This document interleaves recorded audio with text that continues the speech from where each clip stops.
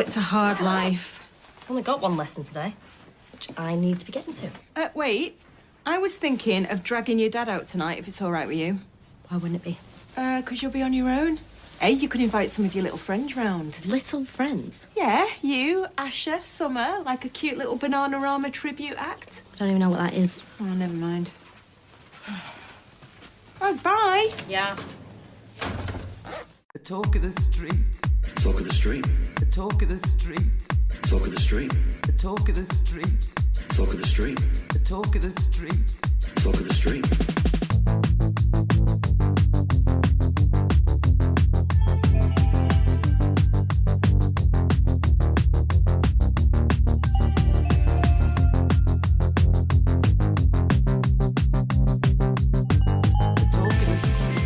Hello and welcome to episode 198 of The Talk of the Street, an unofficial Coronation Street catch-up podcast that might just have a nice little bridge to sell to Ed and Aggie if the price is right. I'm Gavin. And I am St. Patrick. And I am also Zelensky. Chasing snakes out of Ukraine. You didn't hear about this? No. Bono. Oh, God. Wrote an awful... No good sentences start with the word Bono. Bono wrote this awful poem, which is composed of 3 limericks stitched together. And then he sent it to Nancy Pelosi. And then Nancy Pelosi read it out loud on St. Patrick's Day. And to people? To people. Oh, not to people. To people. That's the worst thing she could have done with it. Yeah. And it was so bad. And it ends with St. Patrick is now Zelensky. What does that even mean? You'll have to ask Bono. But it's like there once was a twat called Bono. It's the cringiest thing Pelosi has done since she did that kneeling wearing a kente cloth. Remember that? No. Or when she asked she invited the cast of Hamilton to Congress to sing a song from Hamilton on the anniversary of the January 6th insurrections. Right. That could have been worse. It could have been so much better, because why are we commemorating the January 6th insurrection? Well, yeah, but it could have been Andrew Jackson's birthday or something. You know, it could have been worse. True. Still, I know how much you love Bono, so I'm a little surprised that you haven't heard about this yet. Well, I have the Bono Google alerts switched off, so because I was just getting far too much great content from it. Bono.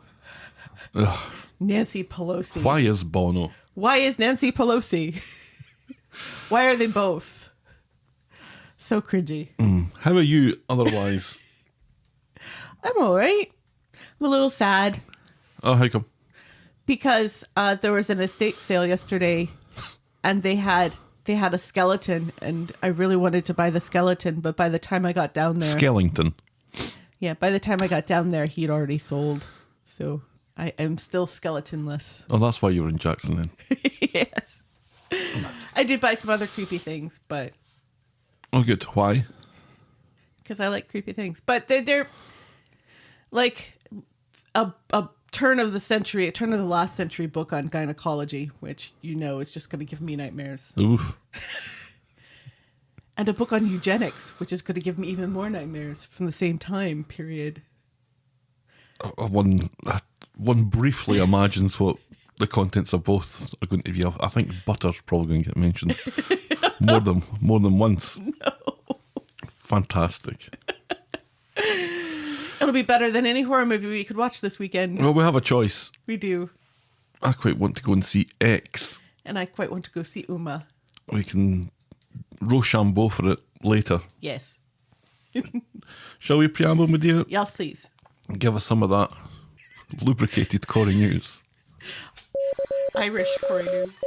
Bono Corrie news. Nope. Because I've had my fill of Honorific. people coming up to me and saying, "Oh, have you since Patrick's Day, Gavin?" People don't do that to you, do they? Mm-hmm. Seriously? Were you out last night, Gavin? Nope. I do not drink. And you are also not Irish. And I'm not Irish as well.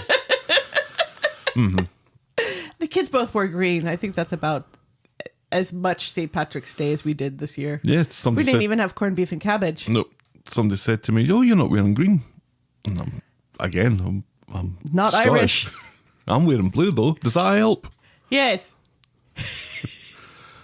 I don't know why this is a thing. I really don't. At least we don't live in Chicago where they dye the river green. Yeah, great stuff. It could be worse. I'm amazed they can actually see it. The thing's that muddy and dark anyway. Whatever river that is. The Chicago River or the Illinois River? I don't know. It's a river. Well, the dye that they use is a special dye that they use to locate stuff in the river anyway. So, Anyway, we're a good Anyway, 3 we're- minutes into Corrie News. yeah, and we haven't mentioned Corrie once. Right. Helen Flanagan may not currently be on Corrie, but like the Baileys this week, she was celebrating a 1-year-old's birth. Helen's son, Charlie, celebrated his first birthday with a Gruffalo-themed party, and now I want a Gruffalo-themed birthday party.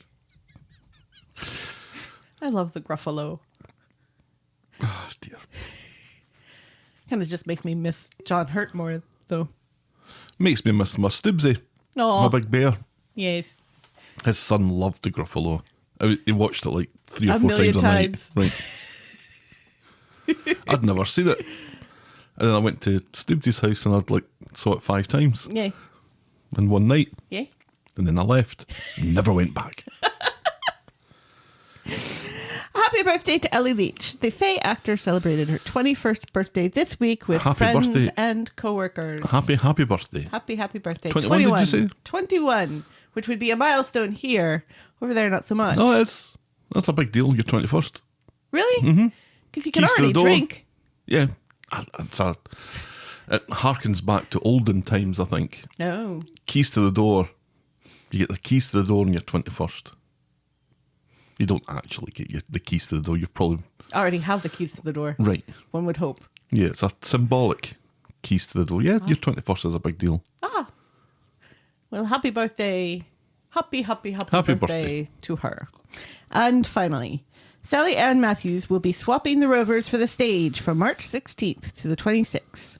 She'll be in the one-woman show Tangled, part of a set of vignettes produced by Her Productions, a group founded by Hannah Gilmore, who Corrie fans will remember as the devious Katie Pretender in 2018. Ooh, Who helped Jim McDonald swindle money out of Liz. Remember Liz? God.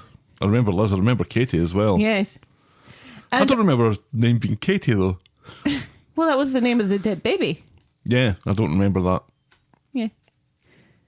And also, Tangled is written by a Coronation Street writer. So it's like Coronation Street all the way down.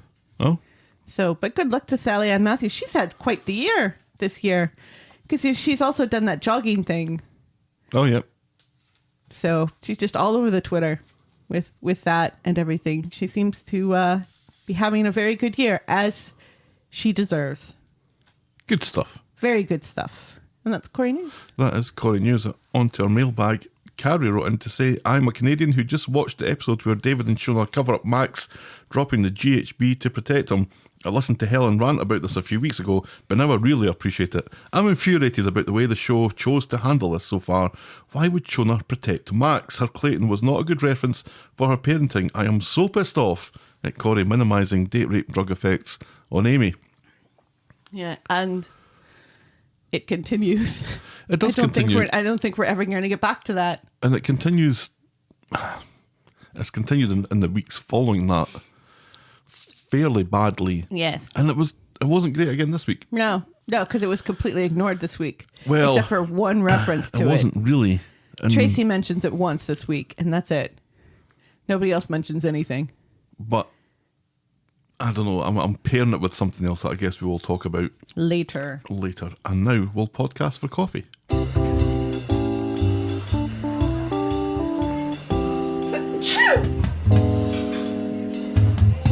Bless me. That was on beat. Well done. Thank We you. missed the thing. Never mind. No. Thanks to Anonymous for buying us our coffee this week. This, along with all our other donations for the month of March, will be donated to Sunflower of Peace. Sunflower of Peace is a charity that provides medical and humanitarian aid that will be used by paramedics and doctors in the areas that are affected by the violence currently ongoing in Ukraine. This means first aid backpacks, medicine, medical instruments and other means of survival that are saving hundreds of lives. Find out more at sunflowerofpeace.com. So if you want to buy us a coffee for next week, we will greatly receive it and then donate it to Sunflower of Peace. We will match up to $200, and then I still haven't got to the bottom of this, but I believe my work will further match it. So Huzzah! it's a way to potentially quadruple your donation. So if you want to do that, you can go to ko-fi.com. That's ko-fi.com/the talk of the street.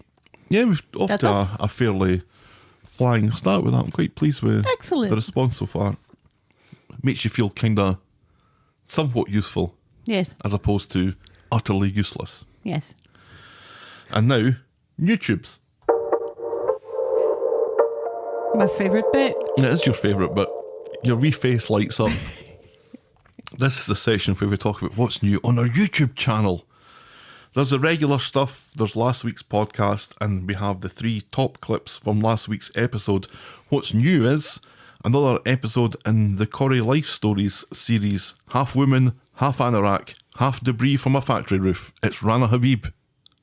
And also, I started doing this last night just on a whim. I thought, I wonder how much I could condense 44 minutes of Coronation Street down to without losing anything of the narrative thread. And the answer is 3 minutes and 32 seconds. Jinkies. So you can get it all down to under 4 minutes. So I'm thinking about starting a new series of last night's Corrie in under 4 minutes, if I can figure out a way of doing it quickly. Because that took me quite a bit of time last night. I'd imagine. That's why the bathroom is still not clean. Well, it's clean if you close your eyes. So anyway, if any of that tickles your fancy, head over to youtube.com/the Talk of the Street podcast, smash that subscribe button, and crush to death the notification bell. To death. And now this.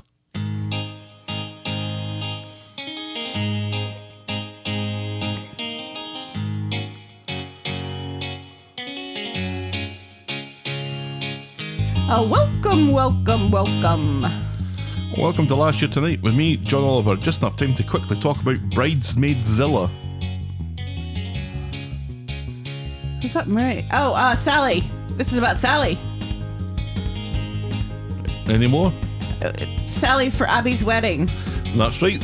And I actually mean that's right. Yeah. This was Abby complaining about Sally taking over the wedding planning, and Sally was doing a wee spin in her boots that I wanted to make moment of the week, but you had absolutely none of it. No. I was Gavin, and you I were bet unsure. they're all regretting that now. That wedding. Yeah, it never happened.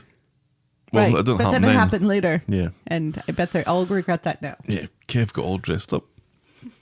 I was Gavin, Shaved. and you were unsure that Sally was wearing Doc Martens, as described in my intro. We were off to get our vaccines, which was something of an event. I hilariously read out Emmerdale notes at the start, because Emmerdale was so much better than Corrie last week. Also last week. A lack of notepaper meant 3 tries at Corrie News. How is there a lack of notepaper? When have I ever had a lack of notepaper? You're now experiencing my surprise at the situation last year as well. Canadian Helen hoped that Sean caught COVID. Leanne has had a wash and is ready to face the world with her hair, get her old job, and sort out this Harvey character once and for all. Abby is already regretting asking Sally to be her celebrant, while Debbie tries her best to get the street back on side by throwing a dress-trying-on party at the bistro. Ed is the last person in the country to know Ronnie's secret, which forces Ronnie to reveal that he has another secret no one knew about, while a traumatic trip to the supermarket puts Grace into early labour. Back when we still liked Grace. Yeah. Brian has the audacity to expect number 1 to pay for its paper delivery, which forces Kathy to clash with Tracy and set up an account on Wedding Gazette Online. That was our Lemon Drops persona, remember? Tyrone and Alina get closer and closer over beverages and blown cylinder head gaskets, while Fizz is planning a Grecian surprise for Tyrone, but probably not like that. Gemma drools in her sleep. Kirk is an Abby stand-in, Seb sniffs wine, and fresh goes security guards are racist. Our moment of the week was the Baileys coming together for Michael, and our boring moment of the week was Sam and sewing machines. And that was Coronation Street and the talk of the street this time last year. Interesting. The fact that the Baileys come together for Michael again this year. Oh, right, yeah. I mean, it makes sense. It is Glory's birthday. It is. Yeah, that was Grace getting locked in the security guard's Office. little room. Yeah. Oh, all the debris that fell out from that storyline. Or was it never mentioned again? Yeah. Yeah. Instead, they made Grace like the worst person in the world. They did. But we'll get to that. We will. Not immediately, though. No. Shall we dive in, my dear? Yes, please. Our first storyline this morning is, what's it all about Alfie? On Monday, Toyah is on the hunt for wedding venues after speaking to her ex-client.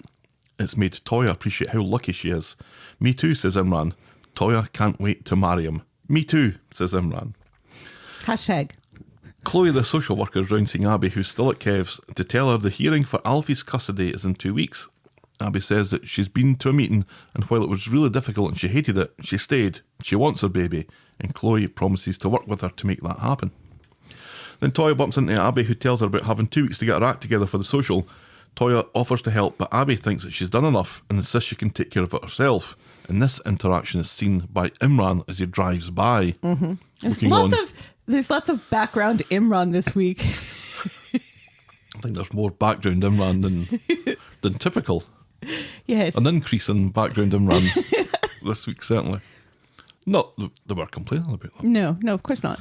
Toyah goes to see Imran and asks if he knows any good family lawyers for her ex-client, and she goes on to explain Abby's situation without mentioning Abby's name, and all of this suddenly starts to dawn on Imran, especially the premature baby bit. He starts to count his fingers. Right. He challenges her to admit it was Abby, but for some reason she denies it and leaves. It's refreshing to have one smart person on the street. It's useful. Who can figure these things out on their own. It's very useful. Yes. Imran calls Abby and leaves a message where he does his best to sound light and casual. Hey girl, give me a holler when you get a sec. No biggie and stuff. Yeah. Or words to that effect. Yes. And he goes round to see Abby, but she's not home, so he leaves another message where he does an even worse job at sounding casual and light. So Imran eventually says fuck it and goes to the hospital to confront Abby. He tells her that he knows that she's just had a baby and he wants to know if it's his, and she admits it. She thought she wasn't pregnant because she thought she'd had a period, and she didn't know that she was still pregnant until Alfie fell out of her. How could you not know when you've had kids before? Imran and the audience demands. Seb's dead. Seb's dead, shouts Abby, so Imran shuts up. Abby promises that she doesn't want anything from him and she won't tell Toyah that Alfie's his. But Imran wants to see his son. Yes. I like how people are constantly asking Abby this all the way through this week, and not once does she give. Because, I mean... Not once did she give a plausible explanation. No. Because, she says, well, I started having... She has a strange phrase for saying that she was on her period. She got on or something? Yeah, she came on. Came on, that's it. Yeah. Never heard that before. Yeah. And I mean, for that to be a plausible reason why she didn't think she was pregnant, she would have had to have come on at the same time every month for 6 months while still being, or at least 5 months, because the first month this is why she thought she was pregnant, because she didn't have her period. And then she started to have her period.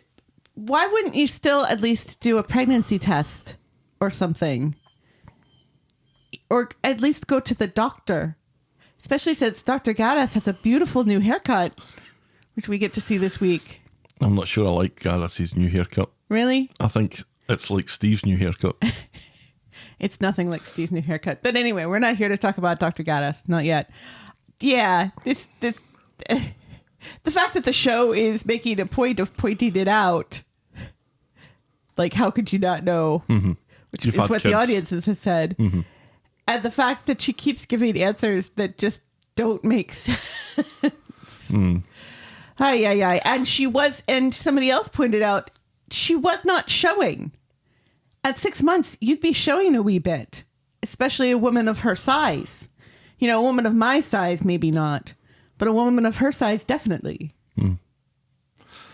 Oh, well.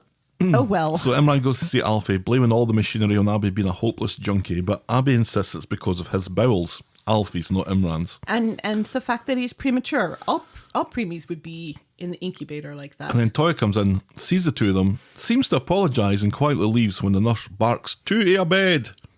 She needs to know, says Imran. Toyah, not the nurse. Outside, Abby claims that she'd called Imran for advice about the abandonment thing. Right before Imran comes clean. Imran plays along and leaves, promising to catch up with Toyah later, leaving Toyah to think that Imran is pissed off at the situation and her. So at home, it's Toyah who apologises before Imran can say anything. She thinks that he's super kind for helping Abby, but worries that Abby is too fucked up and Alfie will end up in the care system no matter what happens. This is Toyah with her guard down, Yeah. letting her true feelings come out, because Seriously. apparently, because everything that she's been saying to Abby so far has kind of been the opposite of this. Absolutely. At the lawyer office, Imran is burning the midnight oil when Adam comes in complaining that Imran cheats and gets forgiven. Adam does nothing and he gets chucked out. He worries about how Harry's taken this. It's not easy being little, and this seems to give Imran some food for thought. Yes. So he Good goes- job, Adam. So he goes you were back. useful for one thing this week. Imran goes back to the hospital and hears Abby chatting to Alfie about the twins, Matt and Luke, and how Alfie has saved her life. Luke and Leia, get it right. Imran says, no, I'm talking about Bros. Imran says, everyone's favourite twins. Yeah, but one of these is a girl, Yeah, so that's further amusing, one hopes. if you say so. Imran says that you can't tell Toyah about this yet, but he promises to do whatever he can to help Abby get custody. Custody? Just as a nurse announces that Alfie will be getting an operation as soon as possible. So on Wednesday, early doors, and Debbie clomps round to see Abby, who's still not in the mood to be shouted at. But Debbie isn't there to shout. She's there to show Abby the front page of the Weather Gazette.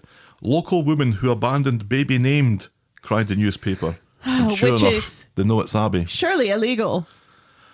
Well, with privacy laws I and thought about stuff. GDPR and stuff, and maybe it's not exactly that, but yeah. And if you freeze the article in the paper, which of course I did, Of course you did. it says that they managed to track her down because of DNA, but that isn't what happened at all. No. But if that was what happened, then yeah, this is very much an invasion of Of privacy. privacy, right? Yeah. And the HEPA laws, well, the HEPA laws over here would definitely shut a story like this down. But still, also, what is wrong with the Weather Gazette that they keep posting these things shaming women? First, it's Sally Oh yeah. peeing on the front page, and now it's Abby named as horrid mother who abandoned child. It's not even. Alfie was in the hospital being looked after by nurses and stuff. It's not like. It's been treated as abandonment when really what happened was Abby went home. Right. And then she came back. Right. Now, She didn't leave this baby alone in an apartment. She's not Grace. right, but her intention was not to go back. But even that, you know, I don't know about And the. she did give a fake name. But even that, I don't know how it works in the United Kingdom. But over here, if you have a baby and you don't want it, you can leave it at the hospital or at the fire station. There's like safe harbor laws, Right. you know, and it's particularly meant for like young mothers, like teenagers and stuff, so that they're not abandoning babies in toilets and stuff or dumpsters, which horrifyingly happens. Yeah. But still, there tends to be leeway for troubled mothers. It's the shaming she's getting for this is just kind of blows my mind a little. I was kind of surprised to see it on the front page anyway, because Weather Gazette is typically about council funds for, I don't know, Yeah, they don't. ashtray in local park or something like that, They right? don't tend to do world news at all, Or actual news. right? It's all council news. So the very time that they had something to report on, this is the thing that they're going to report on, and This is their second headline about it, because the first one was about the abandoned baby. Right. And then this is a follow-up article. And even that was kind of borderline. Is this really something they should be reporting on? Right. If you're going to have a paper in the story, which I think they should have, right, put in stories about the shit that's happening. Or the fact that council elections are coming up. Why are Maria and that knobhead that she's running against on the front page? Anyway. Debbie demands to know if Kev knows, so Abby runs out the house with Debbie in pursuit until Imran appears and says lots of legal-sounding words to confuse Debbie until she retreats. Imran gives Abby a ride to the hospital where Alfie will be getting his operation later today. That was nice. Toyah runs into Leanne and Nina's roles. Leanne has seen the paper but is surprised when Toyah isn't surprised, and Toyah explains that she already knew, which was implied by her lack of surprise, and the last thing she needs is people talking. Good luck with that, says Leanne, waving the paper in Toyah's face. At the hospital, Imran tells Abby that he wants to be there for her and his son, and she warns him against using language like that unless he wants his life ruined too, and she sends him home, promising to call him when she has news. Imran is gone when they wheel Alfie down to the operating theatre. See you in a bit. Love you, says Abby. I nae bother hen, says Alfie. I'll be back in a jiffy. There is nothing in that incubator. Abby's... Yeah. They don't even have a doll in there. No, the angles have kind of been very careful to not show anything. Yeah. Or so it seems. It was a bit horrid when they first wheeled him out and they had that blue blanket covering the incubator. Looked a wee bit like a wee little coffin. Like what you do to a bird at night. You put a little blanket over the cage. Remember when your mum babysat a budgie? The smoking budgie. This budgie lived in a house where the woman chain smoked, and so the budgie stank of cigarette smoke. Poor Poor wee thing. Coughed as well. I was always asking for a light. Second on. Abby's waiting on news about the operation when a nurse comes in to tell her that she has a visitor. Second on means I want the last half of your cigarette. That's what you would say. So when you're young and you can't afford cigarettes, your friend has one. So you claim second on that. So when your friend is about to throw it away, rather than throwing it away, he gives it to you and you smoke the last bit out of it. Don't think you need to explain that. Just in case. But just in case. You know, it's all about imparting information. Right? Sometimes it's useful, like when you explained lollipop ladies to me. That was useful. It was. You get lollipop men as well. Well, we had one. Our crossing guard here. Jack Duckworth is currently one in Classic. When we could afford one, was a dude. There's nobody now. They tried to get a volunteer, and that just was not happening. No. Nobody's getting up at 6 a.m. in the cold and the dark. No. Abby goes to see her visitor, and blow me down, it's Kev. Abby loses her shit, and so Kev hugs her. And the two of them have a chat. Abby swears that she didn't know she was pregnant, but apparently it can happen. So stop writing in. Kev asks if it's Tez's, and so because he's obsessed with Tez, and so and because Abby lies. Abby told him that Tez was the one he slept with, and says it is, but she wants nothing more to do with him, and he's in jail. Kev decides that he has to explain all this to Jack and tell him what's going on, given it's all over the papers. Abby promises to move out as soon as she can, but Kev tells her that she needs a place to stay if she's fighting for custody. Why do I have a trouble? I don't know. So she can stay at his. We also learn that Alfie is going to be okay. The operation was a complete success. Well, that's good. Back on the street, Toyah tells Imran the good news that Alfie is going to be okay and the operation was a complete success. And Kev's back and he looks as good as he did on his wedding day. And this makes Imran very happy. About the Alfie thing, not about Kev. No. In the bistro, Kev explains to Jack and Debbie that Alfie isn't his, but Abby will be staying with him until the custody thing is sorted out. And it's weird that he doesn't say that right away. First he lets Jack talk about how happy he is to have a wee brother. Right. And he says, well, about that. Yeah. It's like, maybe start with that. Kill your jets, Jack. So Jack realises that this means that Abby got her hold of someone else. So he hates Abby now. And he never wants to see her again. And he runs off. This is just... Debbie promises to have a word, offering to put Jack up in the meantime, which seems to be pandering to the child, but whatever. Abby comes home and speaks with Kev, who explains that Jack now hates her.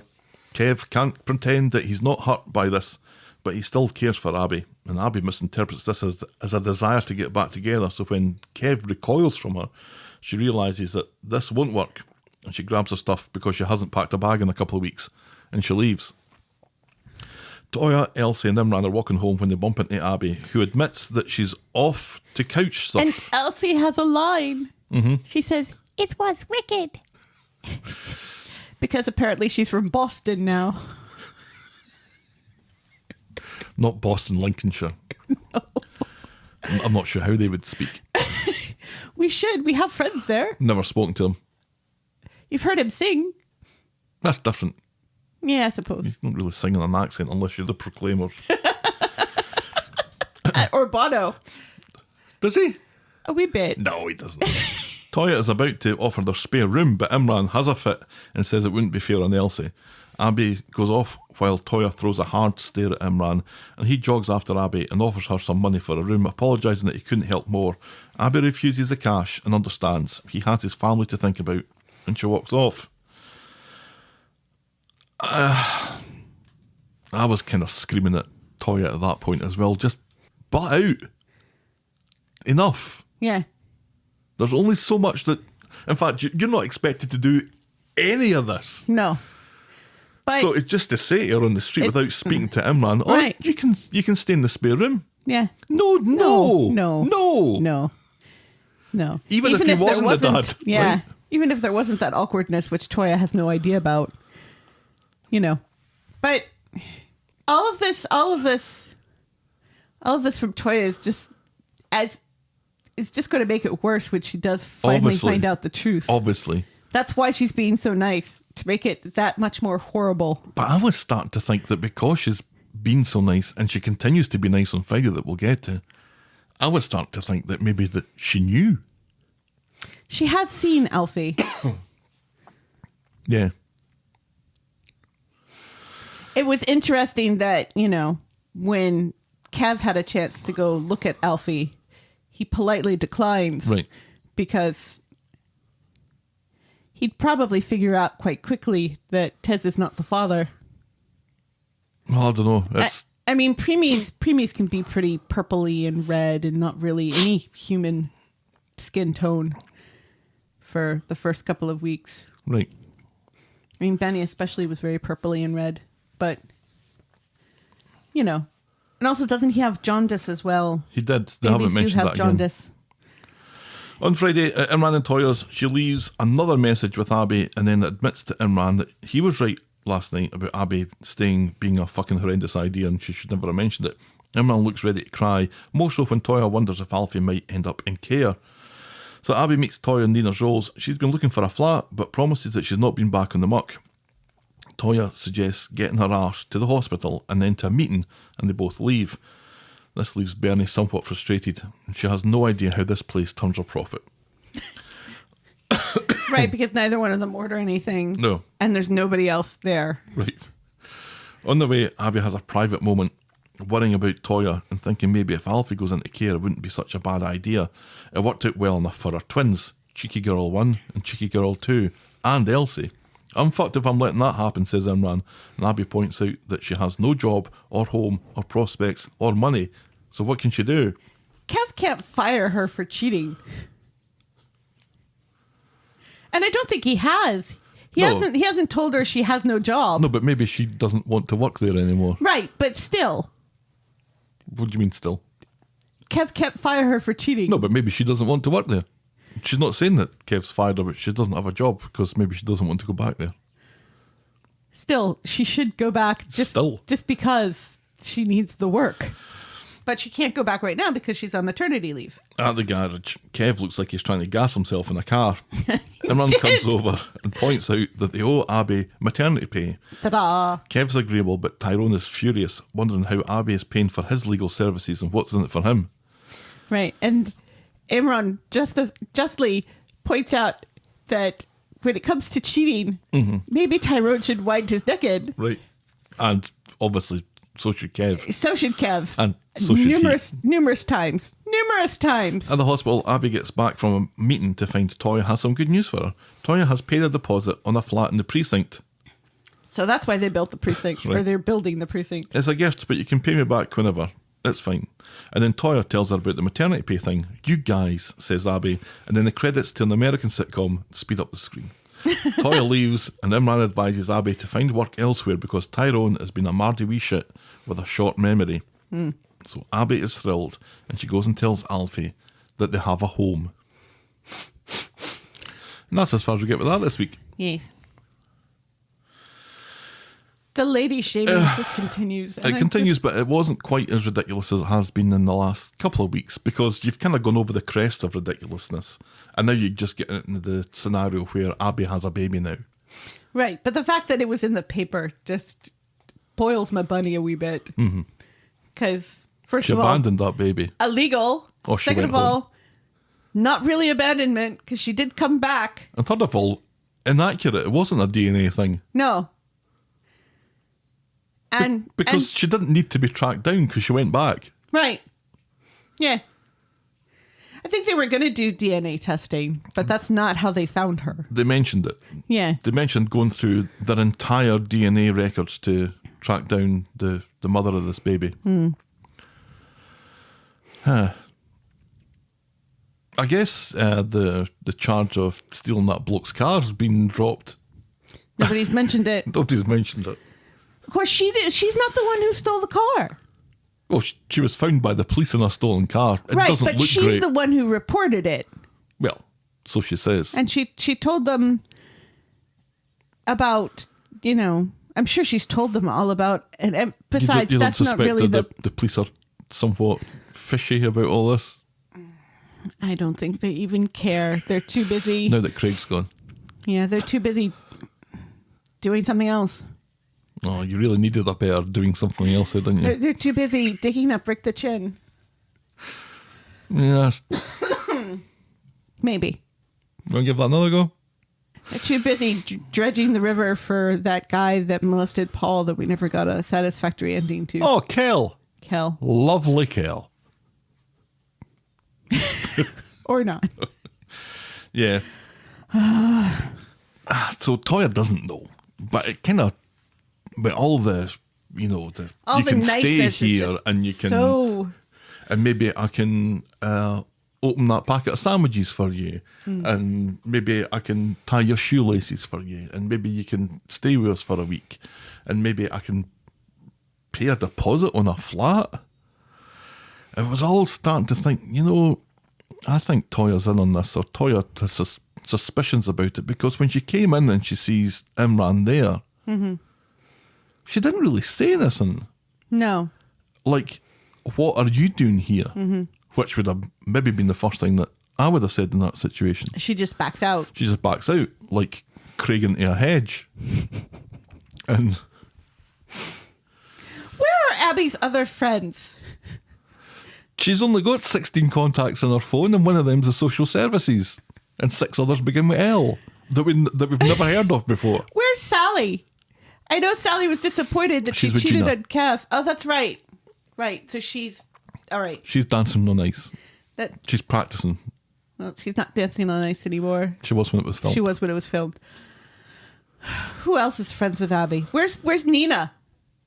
Where is Nina? You would think Nina would be all over this. Yeah. She's not. Another one of Abby's sons that she could fall in love with later. It'll be like Twilight. What?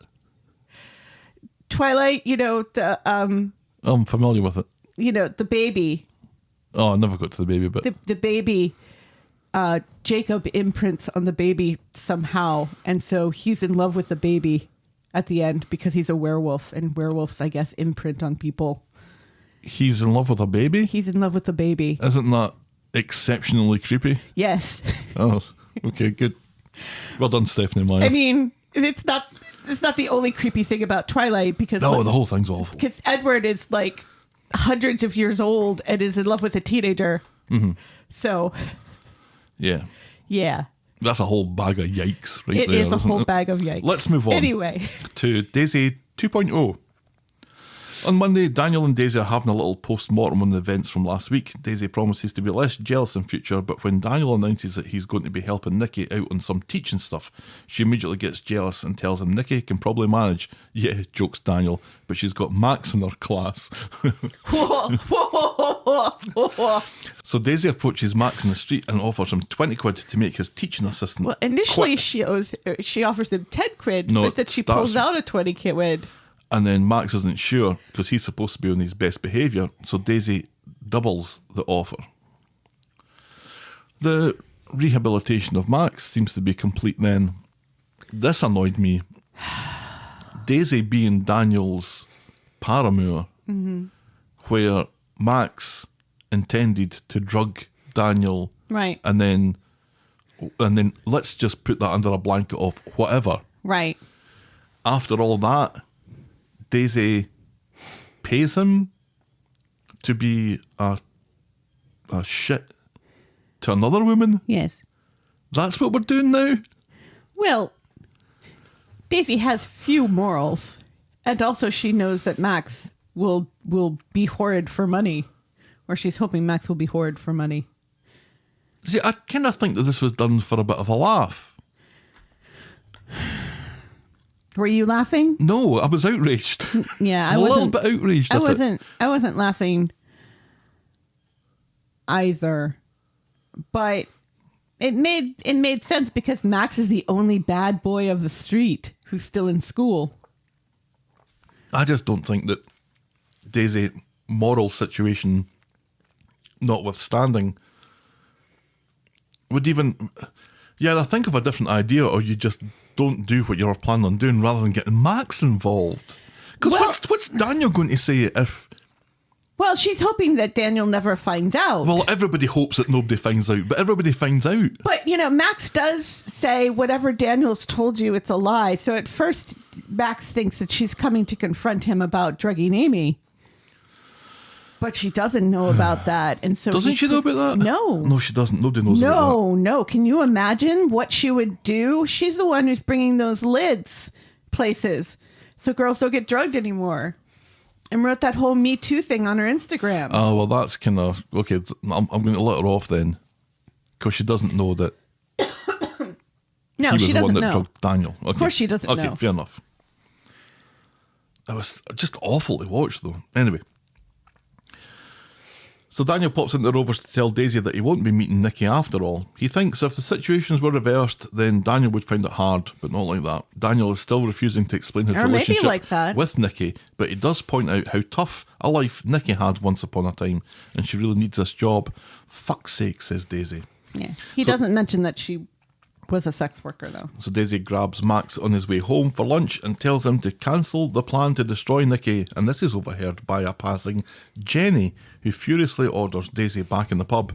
Max is glad that he doesn't have to get into trouble, but he keeps Daisy's 20 quid, which is fair enough. Before that, Daisy and Paul have a delightful discussion about plastering. Because we get Paul this week. Paul's back. Yeah, inconsequential Paul. Yes, but still. Like background Imran. Right. Well, it reminds you that Paul lives with Daniel. Yeah. So they have like this Three's Company thing going on, sort of. For with Bertie. Bertie's Yeah. never there. Through the back and He's Rovers, always asleep. Daisy is waiting for a bollocking, which Jenny is happy to deliver. Daisy is worried that Daniel's going to find someone more pleasant. Then stop being a spiteful and unkind bitch, says Jenny, or you'll lose him. Daisy knows that Jenny is right and decides to be cool about Daniel helping out Nicky. And just at this, Daniel comes in and Daisy gives him the good news, and she gives him permission to see Nicky to put her mind at ease about the teacher training thing. She's fine about it. Daisy 2.0, says Jenny. Just don't bring the skank here, says Daisy. Daisy 1.5, says Jenny. At the bistro, Daniel meets with Nicky. Nicky wonders what Daisy knows about her and the cardigan situation. Daniel says that she doesn't really know anything. Nicky says that she doesn't plan on advertising what Daniel paid her to do in that hotel room. No. Yeah, and she hasn't put sex worker on her CV. Right. On Wednesday, Daisy meets Daniel in Nina's Rolls and they follow the playbook of Sarah and Adam by talking about his ex, not Lydia this time, talking about Nicky. Daniel announces that she stands a good chance of passing whatever assessment she has to go through to become a teaching assistant. And all of this is quite confusing to me because they seem to indicate that she's already teaching. She's already in the classroom. Mm-hmm. And yet she doesn't have the job yet. It seems even to be though a she's little constantly trial run. Looks like what's happening here. Yeah. She should be getting paid for that, Oh, though. she probably is getting paid for it, but they're just not going to ask her back. Spoiler. And then, yeah. I'm throwing that Adam and Sarah stuff into this bit. So Adam bumps into Sarah outside Dev's, and when she makes it clear she has nothing to say to him, he finds that the approach of, you're going to regret this shite sooner or later, doesn't really help matters. So Adam goes to the law office, but Imran points out that he really shouldn't be here. Adam has nowhere else to go, reminding Imran that Sarah thinks that he's the Antichrist. Screw it, says Adam, and heads to the pub. Nicky meets up with Daniel at school ahead of her interview. It seems that the morning when she sat in on lessons was tough, and she's worried that she fucked it all up. At the Rovers, Adam has thrown the pints back when a woman we've never seen before comes in, and Adam starts giving her some chat, claiming that he's celebrating his birthday and the anniversary of his wife's death in an horrific car crash. Daisy overhears and is horrified because she would never pull anything like this, and she gets on the phone as Adam and the woman go to a booth. So Daniel arrives and interrupts Adam and the woman we've never met before, saying loudly that Adam's wife wants to know when he'll be home for dinner, and this is enough to tip off the woman, who throws her drink in Adam's face and storms out. That was delightful. Adam can see why Daniel and Daisy are together, because they're both a pair of shitbags, and heads into town to get more beer. And true enough, it's none of their business. That was horrible, though. Saying that Sarah was dead. To him, under his breath. She's dead in a car crash. And I am that car crash. Right. She's dead in a metaphorical car crash. Which is me. Right. See, it works. Back at the flat, Daniel tells Daisy that Nicky didn't get the job at the school. It looks like the background check came back then. Nicky will be looking for work elsewhere, in another town. Well, that's a real shame, says Daisy. Yeah, so the whole bringing Nicky back was a real nothing burger just to make Daisy jealous. Mm-hmm. When Daisy is already jealous? She has a jealous nature. Yeah. You know, they made this big fanfare about Nicky coming back. And then she's back for like a week and a half. And now she's gone again. Is that her gone now? Well, she's moving on to get a job in another school. I don't know if that's going to be right or not, but how do you suppose that she fucked it up that badly? Because there's only one teacher in that school. Well, there's two. There's Mrs. Crawshaw and there's Daniel. And Mrs. Crawshaw's an administrator. She doesn't teach, She's the assistant does she? head. Yeah. She's the assistant head. She's not even the head. No. And she talks to Daniel like he's 12. Well, Telling him to get his feet off the desk. that's hilarious. What's hilarious? What was he reading? Oh, something poncy. On Friday, Adam has crashed at Daniel's after his night on the sauce. No one is particularly happy about this. He's got kebab sauce all down his shirt as well. He does. Adam is worried It's about like, how... who has he killed? Adam is worried about... And he looks down at it like confused. Right, well, he's Pretty well done. confused why he's there. Because apparently he just showed up at like 3 a.m. knocking on the door. Right. Wanting Daniel to go clubbing with him. Yeah, Yeah, because when you think Daniel, you think clubbing. at 3 a.m. Daniel would be at the club at 8:30. And then, In the morning. No, at night. And then leaves at like maybe 9:15 after playing the fruit machine for 45 minutes. Or reading a book in the corner. Adam is worried about how this is affecting his relationship with Harry, so Daniel tells him to talk to Sarah. Adam goes to the factory despite not having a current contract of employment to be there, and he speaks to Sarah about taking Harry to the movies, but Sarah is reluctant because he stinks of last night's booze. Once more, Adam is like Rana, crushed that Sarah is choosing Lydia's lies over his.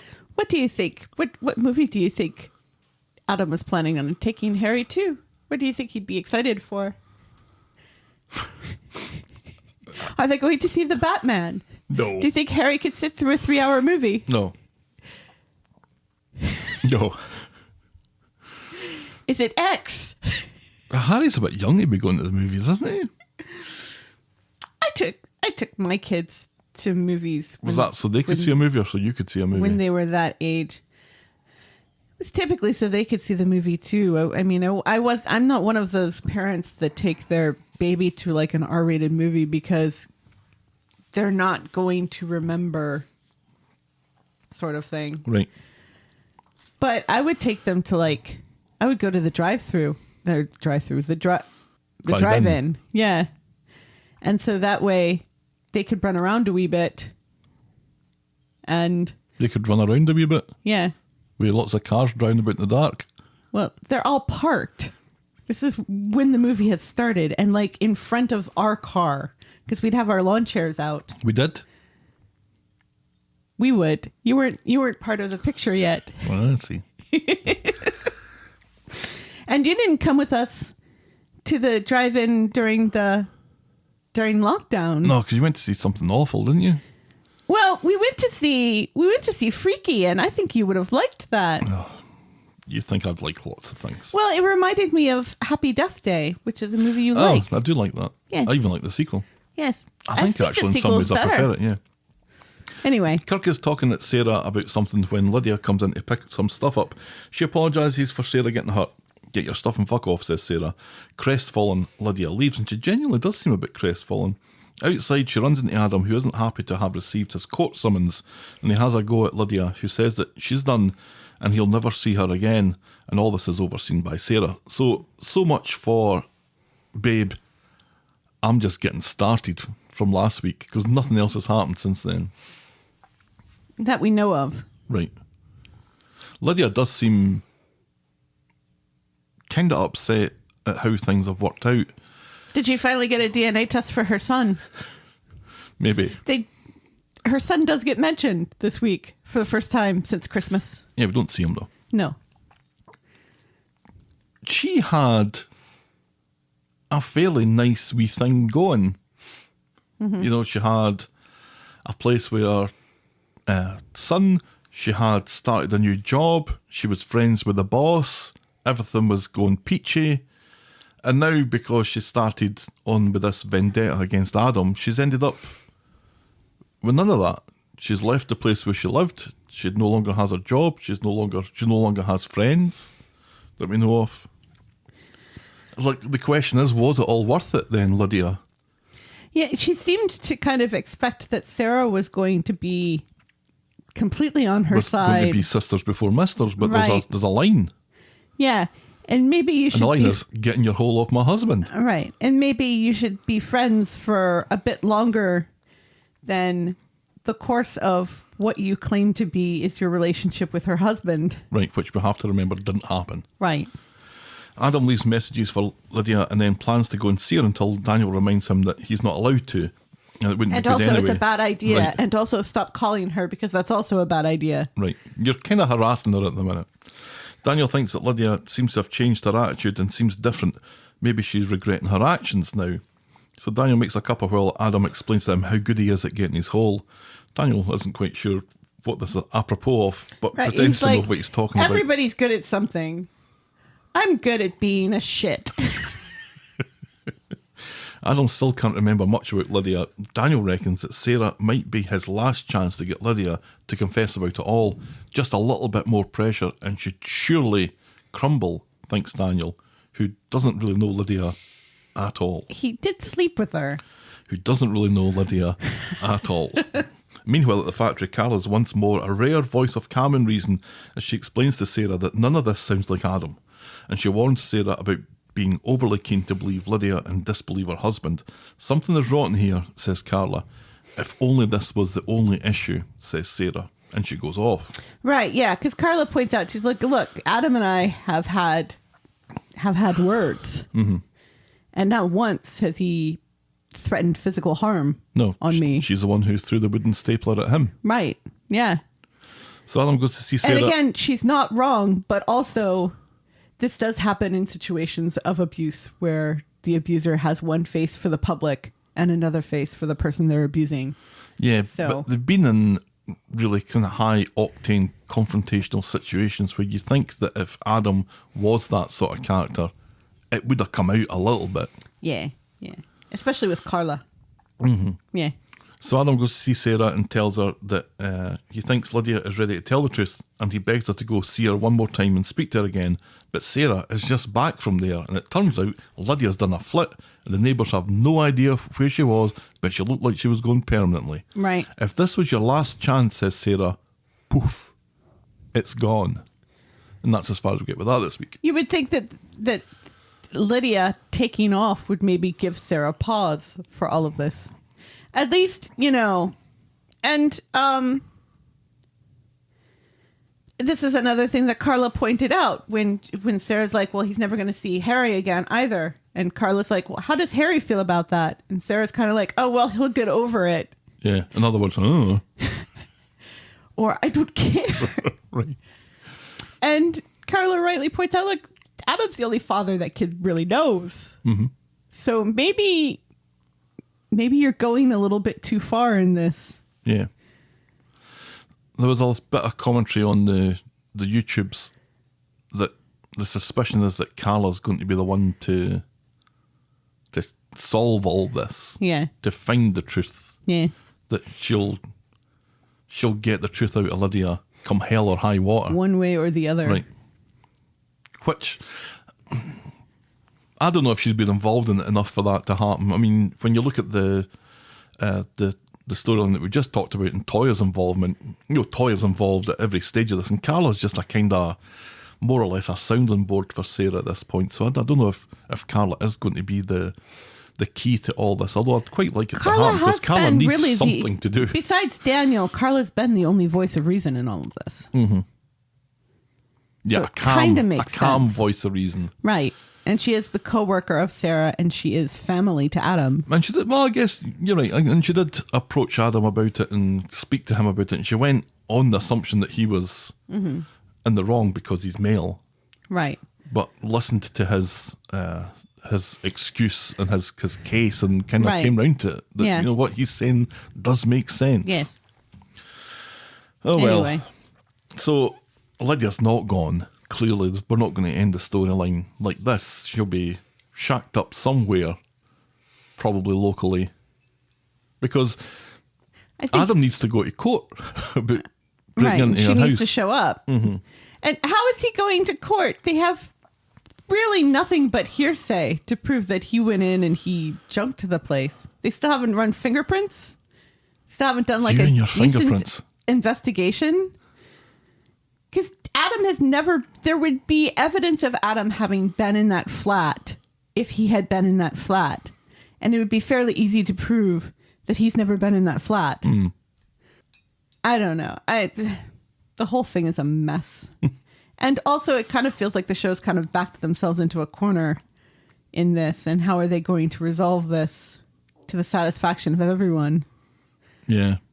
This is going to be Abby's periods all over again, isn't it? And it also kind of feels like with this and with the Abby thing and with pretty much everything, they're realizing that viewers are not happy about any of this.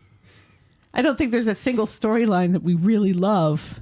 There's nothing much going on, and this week was a fairly back to the microphone kind of week. It was better than last week, though. It was better than last week, but there was nothing really kind of... It was needing something to be funny. There was needing a light storyline this week that we didn't really get, but we're not done yet. Anyway, yes. Let's move on to Gary's creamy chicken soup.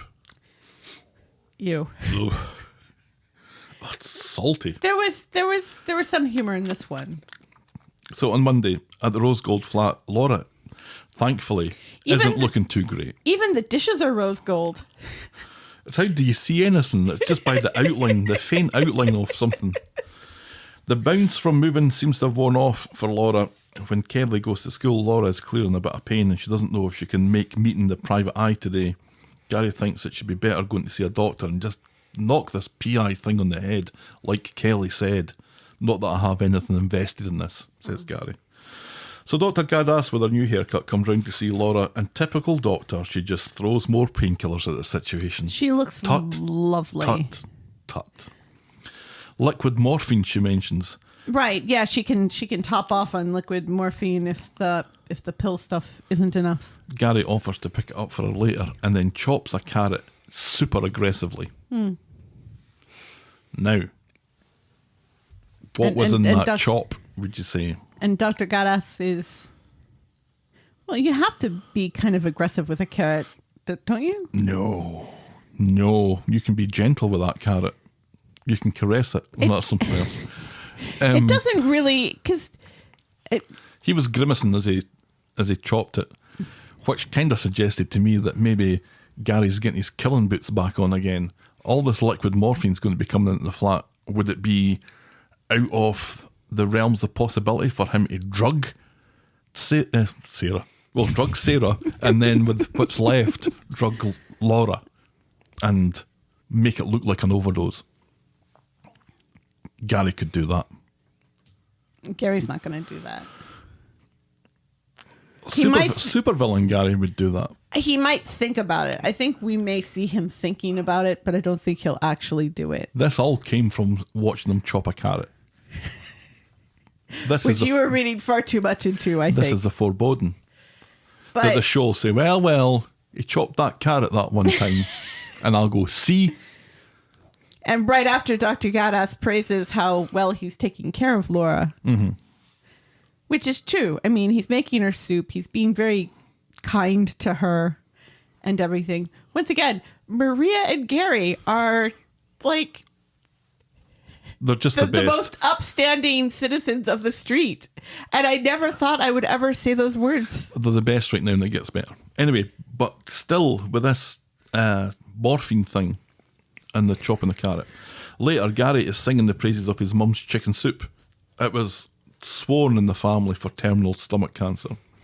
He gives her a bowl and some bread, and the two of them admit that they've got each other wrong in the past, and Laura declares him to be either the nicest guy on the planet or a serial killer. To which Gary chuckles says nothing. On Friday at the Rose Gold flat, Maria is prepping for next week's election, and Gary urges her to get her arse into gear and get canvassing. And this again is Gary's support of Maria. Yes. Because he's having to pick up more than his share of the housework and stuff. The most supportive husband on the street.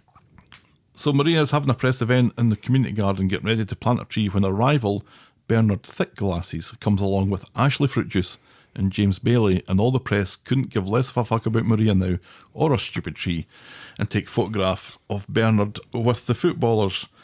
Back at Nina's Rolls, Maria explains everything to Phil with 2 L's, who's back.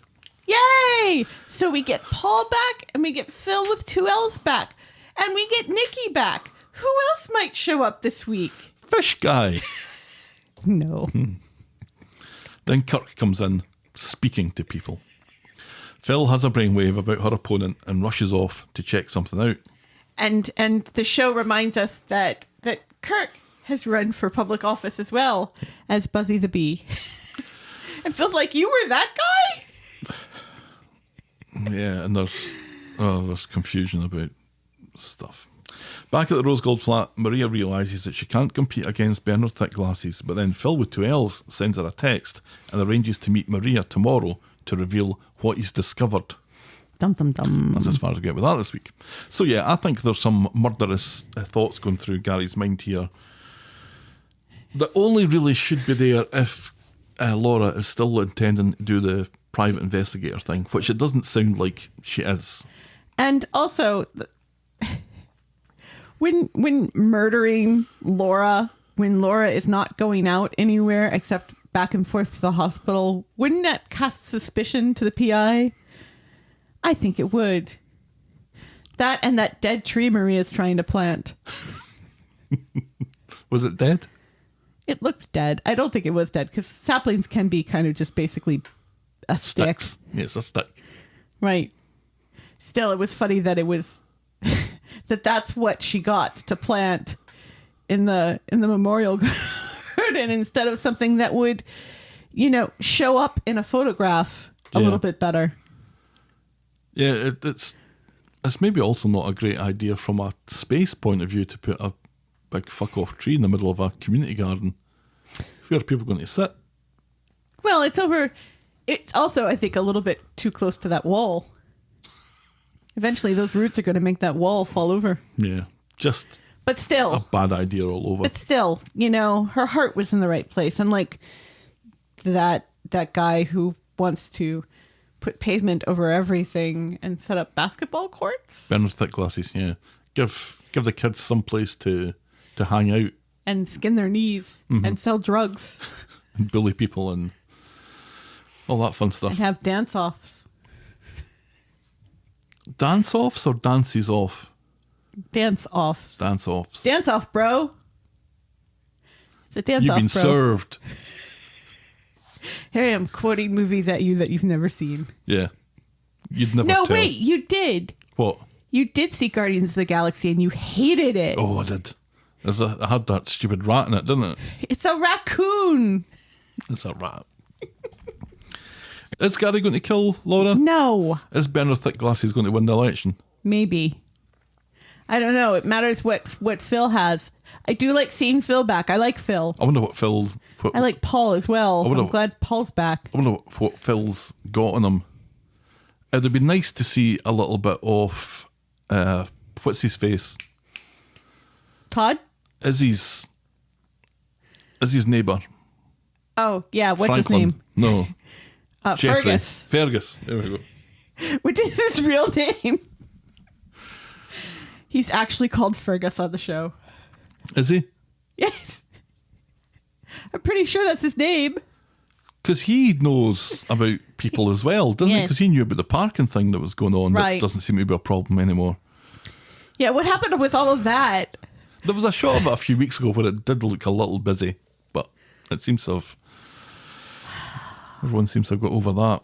Anyway, now we can move on. To, do contracts not mean anything to anyone anymore?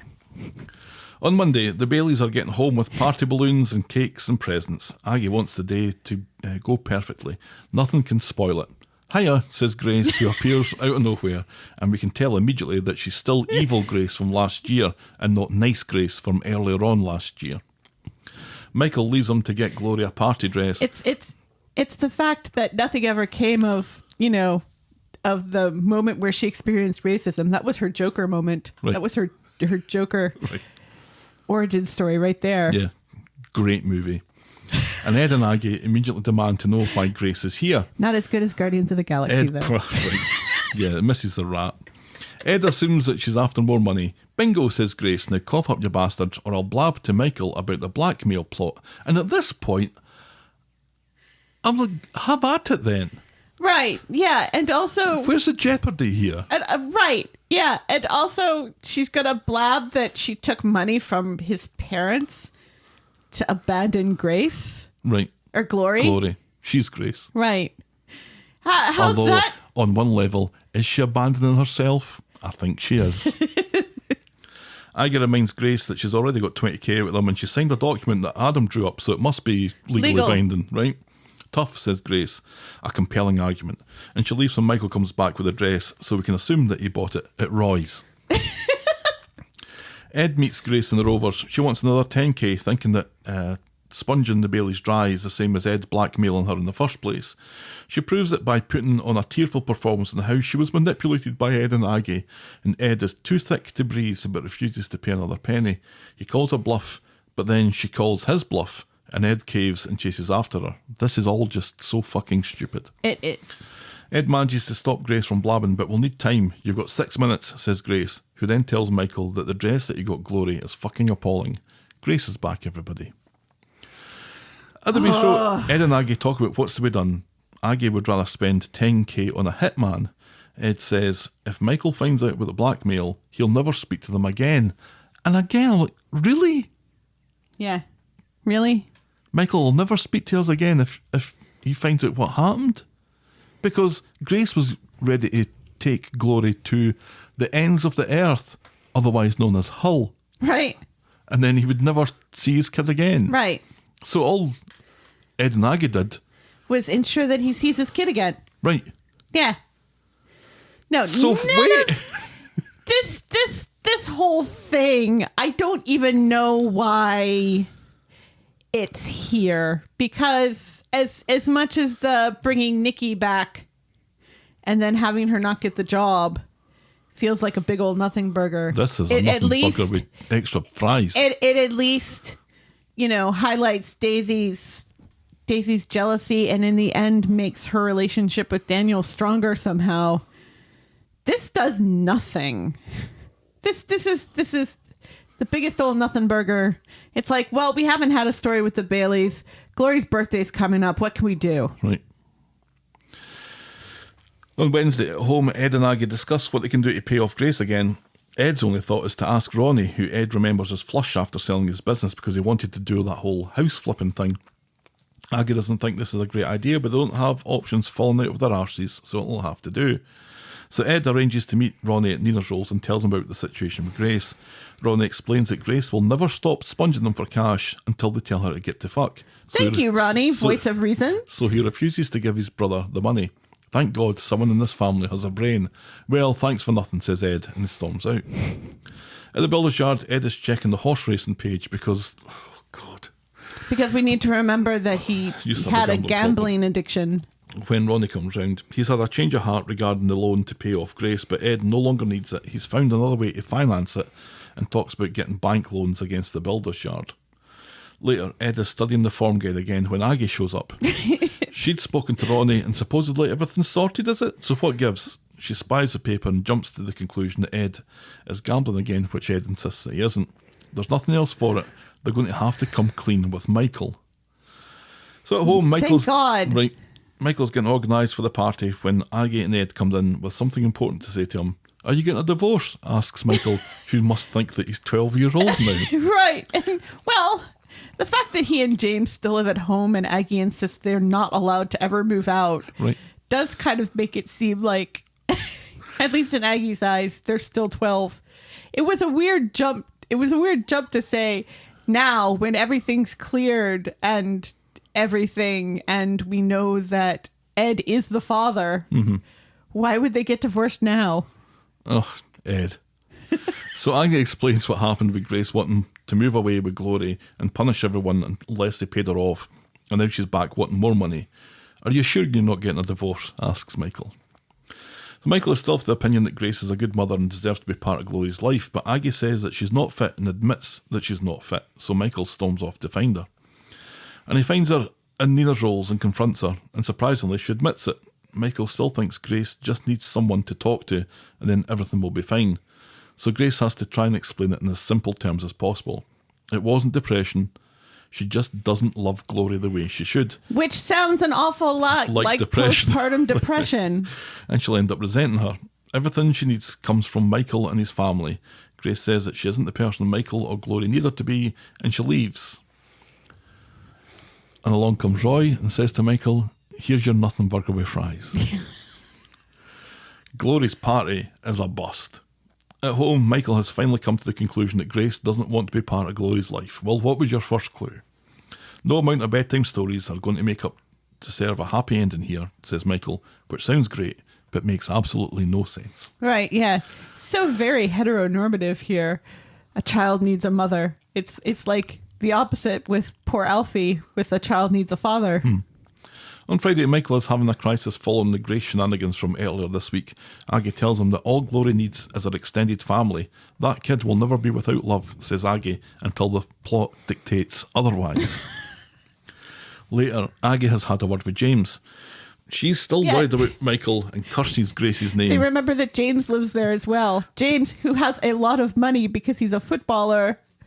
James points out that Michael is just worried that Glory will grow up without a mum. Thanks, says Aggie. I'd never thought of that. And they decide to throw Glory a party after all. So the Baileys quickly decorate their house with birthday accoutrements. Ed isn't sure Michael even wants a party, but then Michael comes in and he wanted a party. Michael has a quiet word with Aggie later. Ronnie's out the back flying up the barbecue, which is such a Ronnie thing to do.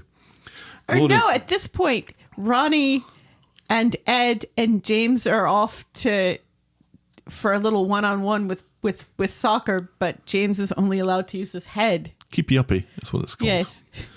So Glory has apparently loved a party, and Michael is so full of jelly and ice cream, he just wants to have a poop and then a snooze. He's had such a busy day. Get them fucking dishes done, says Aggie. And he does. And that's the end of that This is storyline. why she doesn't want them to leave, so that she never has to do another dish in her life. Right. Yeah. Yeah, this was a big old nothing burger. It's like, why drag Grace back just to have her go away again? And at least Michael knows now, but he doesn't even know all of it. He knows about the final blackmail and everything. They didn't explain to him how she was blackmailing them with the house and everything. Yeah. Rent free. Mm-hmm. He doesn't know that. He does know about the baby monitor stuff. How she abandoned the baby in the house. All this all because Michael spurned her advances. Yes.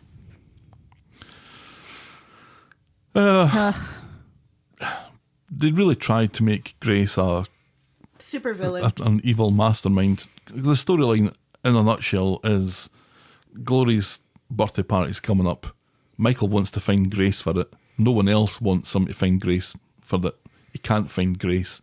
Grace shows up anyway, and she's evil again. Right. She wants more money. So Right.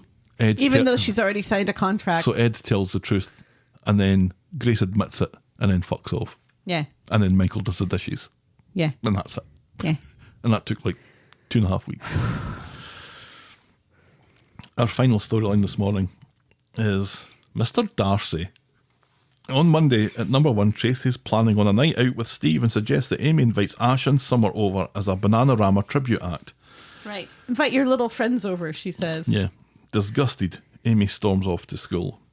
And later, Amy calls Jacob and tells him that she has the house to herself tonight. Woo! She's interrupted when Tracy comes home, sensing that Amy wasn't happy about being left home alone, so she's cancelled with Steve, and now she just wants to hang out with her daughter. What is wrong with these people? Pigs tits! What is wrong with says these Amy. people? I mean, we do hang out with our kids, but we also know that there are times they want us to fuck off. Right. And we do. So Tracy drags Amy to the bistro. Amy manages to warn Jacob about the change in plan, but then Tracy wants to get wrecked on the loopy juice and starts flirting with a sleazeball who likes her Zambucas. Tracy calls him Mr. Darcy. Kill me now, says Amy. And Amy must call Steve because he arrives to save Tracy from the clutches of Mr. Darcy, whose shirt is suddenly unbuttoned. Steve is disappointed that this is what Tracy does to make Amy feel better. Amy demands to be killed immediately. On Wednesday, Amy meets up with Jacob in the Gunnel. He's hankering for some Amy time after the mix-up yesterday, so she decides to ask Emma to cover for them, seeing as the two of them have an arrangement of sorts. Sound, says Jacob. So Amy speaks to Emma and arranges to get her cover for her later. Emma is briefly confused when she says that she's meeting up with her fella in town, but Amy says all she needs to do is say that Amy will be there. That's the beauty of lying. Right. But later, Steve is now the one to ask Amy for some daddy-daughter time. Amy can't catch a break and says that she's going to see Emma, but Steve saw Emma catching a tram into town, so now Amy has no excuse and she has to accept Steve's offer. And Steve's idea of daddy-daughter day is to play her at pontoon, or blackjack if you prefer. Yes. Casino cards Which I do. is the name of the game. Yes. And he thinks saying hit me sounds cool. Amy gets a text from Jacob letting her know that he's in the Gunnel, but she can't get away because playing casino cards with his daughter gets Steve all emotional and maudlin. Right. At least they're not doing a jigsaw puzzle. Steve nips off to dry his eyes, allowing Amy to go out to tell Jacob that she can't get away, and Jacob is looking like he's starting to get sick of this. Not sick of Amy, but just sick of the lies. Right. And the back and forth and the constant, oh yeah, we can hang out. And then all of a sudden my parents are really interested in me for some reason. He wants to be with her, and sadly he says that he'll see her when he sees her. So on Friday, Amy is about to head off to school when she invites Steve and Tracy for a family meal to the bistro this afternoon. They both think it's a great idea, and then Amy has plans to see her university halls later. Yes. 2 birds with 1 stone. Right. Belter. Amy meets Jacob in the community garden and reveals her plan to introduce him to her folks at the bistro properly as her lovely, kind, gentle, super official boyfriend. Jacob has his doubts after Steve punched him in the face that time, Right. but agrees. So at the bistro, Tracy's a bitch to Debbie and her menu. Then in comes Amy and she's brought someone with her. It's Bruce Forsyth. Nice to see you. And you don't know what to do with that, do you? No, I don't. Bruce Forsyth would come on and go, nice to see you, and everyone would go, nice. And that was his catchphrase. Okay. Bruce Forsyth. He's dead now. I He used to do Strictly Come figured that Dancing. out. He was the host of Strictly, amongst many, many, many other things. Right. Like 7 decades in show business. Right. Yeah, it sounds like it. Yeah. Lovely. And that's my Bruce Forsyth impression, which, as far as you're concerned, is absolutely perfect. Although I suspect that you don't think that. Anyway, that's what Jacob is doing when he comes in. But rather than say, nice, everyone says, Huh? what the actual fuck? Ooh, tough crowd, says Jacob. Amy explains that Jacob... How would Jacob know? Because it sounds like this is something that happened like 20 years before he Oh, was no, born. everyone knows Bruce Forsyth. Sure. Amy explains that Jacob was used just like Simon over the drugs thing and he's a changed character. Tracy isn't impressed, but Steve goes along with it, pointing out that Tracy marched to the beat of her own drum when she was a kid, so she can't be too hard on Amy now. And also, Jacob was actually the one who Harvey put in the hospital. Right. Not Simon. Yeah, because he was stealing from him, remember? Yeah, but still. When Steve has a moment with Tracy, he reveals that he's using reverse psychology on Amy, thinking Steve that is if they smart now. approve of Jacob, Amy will realise that he's a twat and go and find someone worse, like a drug dealer or something. Genius, says Tracy. And they're both lovely to Amy and Jacob when they come back from doing a shite. And then Leanne comes in and she has a fit when she sees Jacob and the reverse psychology spell is broken. Jacob leaves them to it, but before he goes, he and Amy winch the faces off each other and Steve and Tracy have no idea where to look. No. So Jacob leaves and he runs into Simon, who's keen to have a go. He says something to Jacob, who responds by living the dream and punching Simon square in the face. Stitch that, ya bass, says Jacob. But all of this is overseen by Amy and Steve. Same old Jacob, says Simon, flat out on the ground, face covered in jam. Jacob can't repeat what Simon says and runs away. Simon says. Amy chases after him. Even though he's supposed to repeat what Simon says. Right. If only Simon had said, repeat what I said. Yeah. Privately, he regrets punching Simon, but is forced to reveal that Simon called her a dirty slag. So Amy goes back to number 1 and explains what happened and that Jacob was sticking up for her. Steve and Tracy don't believe a word of it and reckon Jacob is lying. He's your cousin. Why Simon would he call you never a say slag? That. Your family. Furious, Amy storms out. And Both of them forgetting all of the multiple things members of their family have called one another over the years. Yeah. Like any time that Tracy speaks with Daniel, for example. Right? Back at the bistro, Simon's still covered in jam when Amy comes in. Leanne continues to have a go and refuses to see the similarities about her and Simon being forced to deal drugs, just like Jacob being forced to deal drugs. I'd never say anything about my cousin, snaps Simon out of nowhere. Literally, no one says a word, says Leanne. And Simon realises that he's shit at this. Yes. He says that he doesn't think Amy is a dirty slag after all. And in comes Steve and Amy. Yeah, that he just did it to get a response out of Jacob. And it's like, why? Right. And this is the part that really gets stuck in my craw a bit.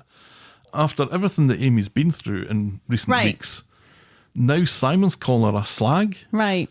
Yeah. Really? Yeah.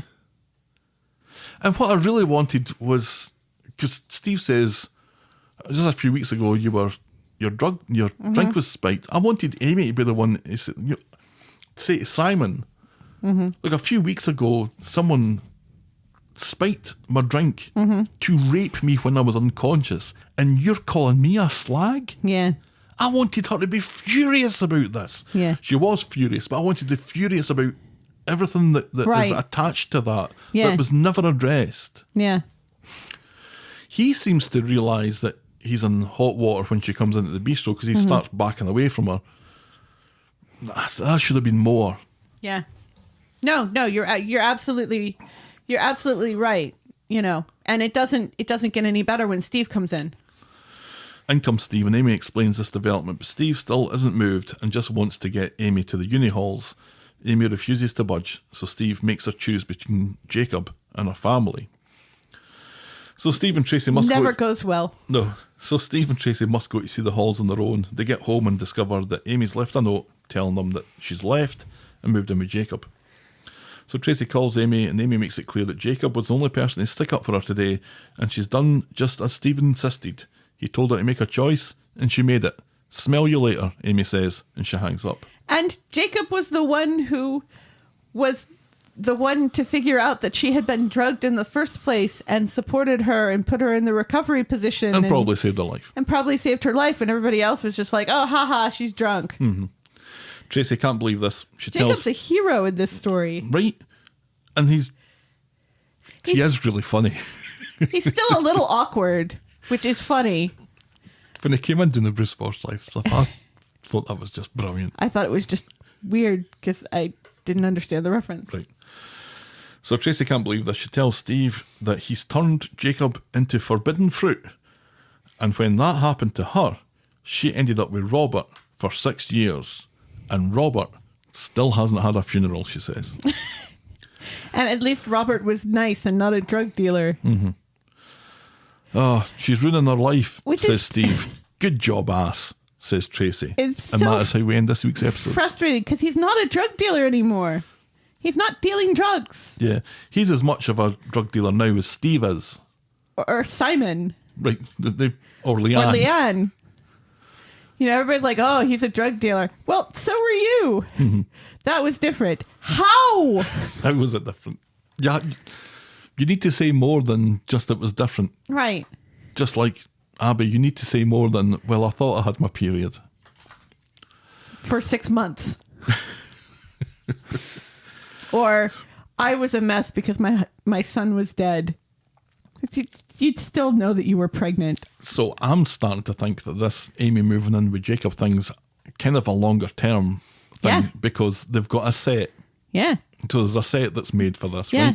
right? They've got that interesting lamp in there. And didn't they have, even though it's probably just round the corner, didn't they have police sirens in the background? Yeah. Oh, it's in the dodgy part of town just round the corner from Coronation Street. Oh, no. That was hilarious. Yeah, I think they're probably going to be together in that place for a little bit longer because Amy, she isn't in the habit of backing down about and things she like said this. she's still going to go to school. This is and not... she's going to go to university. Yeah, Right, yeah. Their plans haven't changed. No. She just can't live with them anymore because Right, they didn't have her back. She's just moving house, which is fine. And just imagine how she's going to feel when she realizes that her family really didn't have her back with Uncle Daniel. Oh, God. Because that will eventually come out, I'm hoping. It's got to. It's got to. It's got to. The show's got to realize the error of their ways, and they've got to make it good. Because this is one thing that they might be able to salvage, unlike the whole Lydia thing. Yeah, this is salvageable. Yeah. And I think it's still, despite the horrible directions that it's gone in, it's kind of boosted by having good characters now kind of acting like you would imagine them to be. Like, right. Amy is totally Amy this week. Yes. And Steve and Tracy are totally Steve and Tracy. Yes. Because they're interested in Amy on a whim. Except, of course, suffocating her, and yeah, showing up. Which I'm sure they've done 100 times before. Have they? Yeah, they just, they haven't been giving Amy the attention that she needs. And Amy just wanders in and has no requirement for attention. No. She's quite happy. Yeah. Nice to see Simon getting punched in the face, though, wasn't it? And it was still bleeding, like, a while later when he's at the bistro. It's like, maybe if it's bleeding that much, I don't know. Go see a doctor and get stitched up. He has the absolute gall to say that Jacob has a punch like a wet napkin. Yeah. Well, how come your face has just been gushing destroyed? from his nose. And it doesn't stop. It doesn't stop. Because Leanne says, yeah, it looks better. I thought it might need a stitch, but it looks better. Does it? It didn't look Holy better shit, at all. 'cause- It was still bleeding. Covered in jam. Nice to see Simon, though. Yeah. Because, once again, a character we haven't seen in a while. Still no Todd. No. And no Undertaker. We've seen, I checked because I posted something on Twitter saying, have we even seen Todd this year? I checked, we haven't. No. He hasn't been in a single episode this year. And The Undertaker has. Okay. But yeah, Cleo has been in more episodes than Todd has this year so far. Harry's had more lines. Elsie's had more lines. Right. Because she thinks it were wicked. The food at Speed Doll Was it? is wicked. Yeah, I can see that. It was weird how they were Walked in a line. walking in a Yeah, walked in a line line, yeah. with Elsie in the middle, and she's so tiny. It's like, pick that child up. Yeah, you can only see the top of her head. A better week this week, you said. Yes. And I think I tend to agree. Still not great, but better. Less talking points. We've kind of rattled through it. But that's fine. It's fine. And that was the week that was Coronation Street. What was your moment of the week? Was it Simon getting punched in the face? No. Wasn't it? No.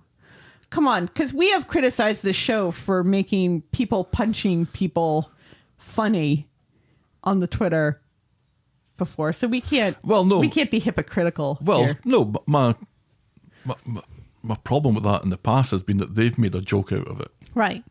And they've made a joke out of an assault that, well, I guess nothing's really happening here either. But No, I think there was no chess this week. there was no chess. There was cards. Yeah. There was no dancing this week or cardio. We didn't get to see Gary in a headband again. That was sad. Yeah. Remember the time that was our moment of the week? It was a good moment of the week. Toyah getting Abby a place to live. Ugh, no. I'm not enjoying that at all. See, I thought that was really nice. The way Abby's face lit up and everything. Even though just the night before she was refusing money from Imran. Yeah.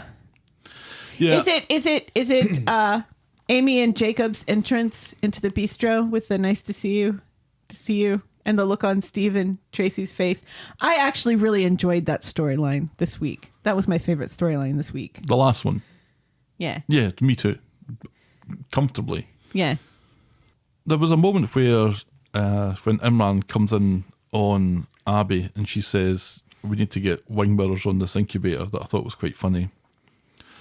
But I'm hesitant on that storyline because it just hasn't gone any way to try and make sense to me at all. So Is it Amy on the phone with her mom finally sticking up for herself and saying, look, none of my family has stood up for me and Jacob has, and I'm happy now.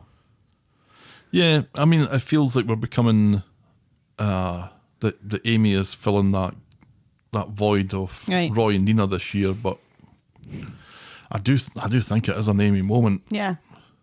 And I think we've given it to Amy and Jacob this year. We did with the boat picnic. Yeah. Rowboat.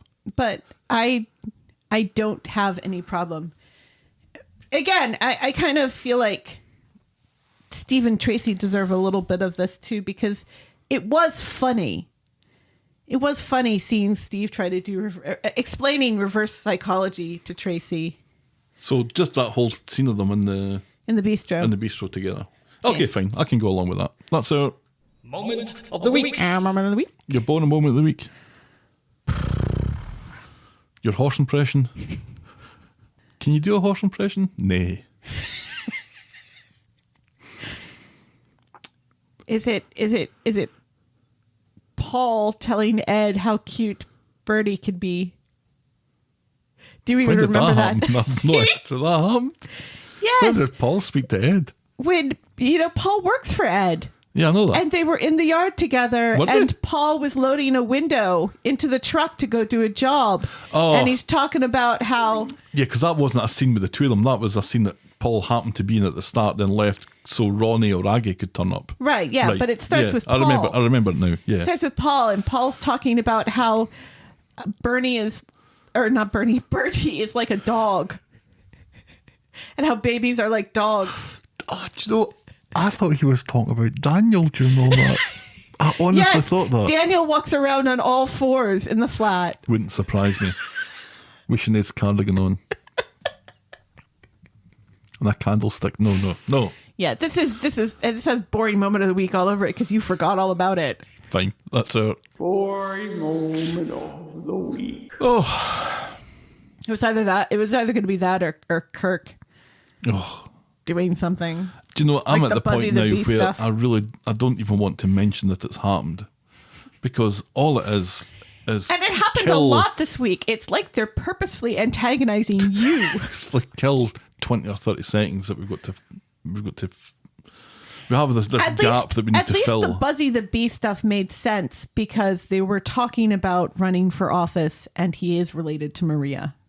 At least that made sense instead of him like randomly popping up in other storylines just to say something dumb. This week, Kirk has a yo-yo. This week, Kirk walks in, oh, I've got pudding stuck on my head. How did I get pudding on my head? This week, And everyone's just staring up going, the fuck are you doing? Kirk wants a suggestion box so he could put in the suggestion that they need a suggestion box. That poor man. Anyway, that's not our bone No. moment. We're going with We've Paul and called Ed. it. Yes. All right, let's wrap this one up then. If you've ever thought Daniel was a dog, Is Daniel your baby? somebody's baby, this baby. We're the talk of the street at gmail.com and we're at Corrie Podcast on Twitter, Facebook and Instagram. You can shout me and Helen a coffee by heading to ko-fi.com, that's ko-fi.com/the talk of the street. Check out the clicky section of voggle.co.uk for links to our merch store. There's a voggle.com now. And do you know what it is? What? I think it's a Wordle variant, Of course it is. because everything's a Wordle variant now. Anyway, Wordle has jumped the shark. and if you're so inclined, please leave a rating and a review on the iTunes or your podcast provider of choice. Thanks for making it to the end of another episode, and we will be back next week with more Now talk of the street. The Talk of the Street. Cheerio. Bye.